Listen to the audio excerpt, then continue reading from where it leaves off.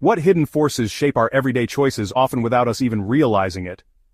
In SuperFreakonomics, Steven Levitt and Steven Dubner take us on a wild ride through surprising truths about human behavior, economics, and the hidden patterns that shape our world. Let's start with the idea of revealed preferences. People often act differently than what they claim to believe. In the book, Ali, a high-end escort, increased her prices and saw no drop in demand. Her clients kept paying more. Why? Perception of value. This principle applies far beyond her story, making us question how many of our assumptions about behavior are based on flawed data. But it doesn't stop there. The authors reveal countless examples of unintended consequences, how good intentions can backfire spectacularly. Take the Friends Don't Let Friends Drive Drunk campaign. It successfully reduced drunk driving but led to more drunk walking, which is statistically 8 times deadlier. It is a powerful reminder that solutions can create new, unforeseen risks. Ever wonder what factors shape crime rates? It is not just poverty. In fact, they connect crime to the introduction of television in cities across America.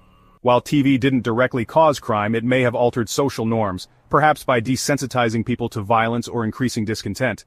Crime, like most societal issues, is the result of many interacting forces. This pattern of ripple effects continues with gender dynamics. In rural India, cable TV unexpectedly improved gender equality. Women exposed to different lifestyles on TV became more empowered, leading to higher education rates for girls and reduced birth rates. It is a perfect example of how even entertainment can drive social change. The authors also dive deep into cultural biases. In India, a preference for sons led to sex-selective abortions after ultrasound technology became accessible. This skewed the gender ratio drastically, showing how cultural norms and technology can collide to create serious social issues.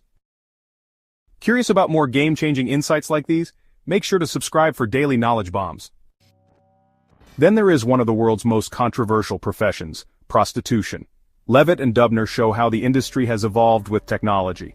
In early 20th century Chicago, brothels like the Everly Club catered to elite clients, including politicians and businessmen.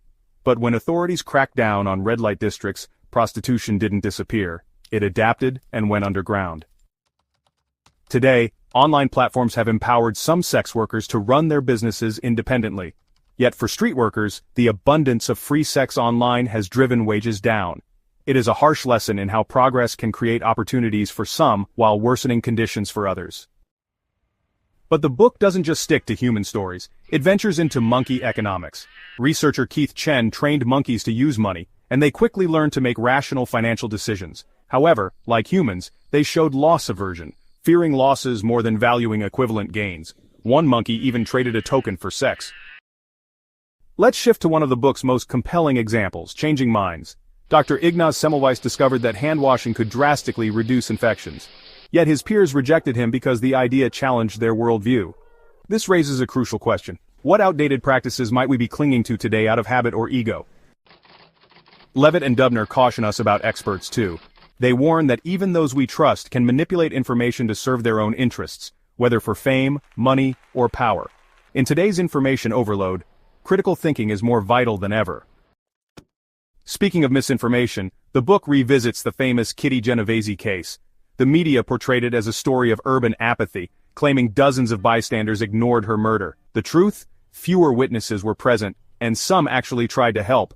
This teaches us not to take dramatic narratives at face value. Now let's talk about parenting.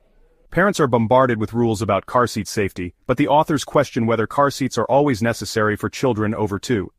Crash data suggests seatbelts might be just as effective in some cases. It is not about throwing out safety measures, but it does make us question if fear and expert advice are pushing us to overcomplicate things.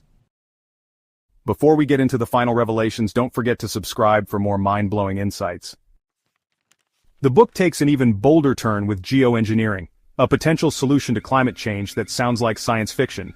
Ideas include spraying sulfur dioxide into the stratosphere to reflect sunlight and cool the planet, mimicking the effects of volcanic eruptions. Another proposal, marine cloud brightening, involves spraying seawater to make clouds more reflective. These ideas are risky with unknown long-term consequences. Still, with climate change accelerating, should we consider such radical measures? And here is one of the most intriguing twists in the book: unintended climate impacts from 9/11s. When planes were grounded, the absence of contrails, those white streaks left by jets, actually lowered temperatures across the United States. It is a startling reminder of how interconnected our climate system is and how even minor changes can have ripple effects. SuperFreakonomics is filled with these jaw-dropping moments, forcing us to see the world through a new lens. Whether it is crime, gender inequality, technology, or climate change, the book pushes us to question conventional wisdom. So what hidden forces might be influencing your decisions right now? Before you click on our next video, ask yourself this: what assumptions in your life might be completely wrong, and what surprises might you uncover if you dig deeper?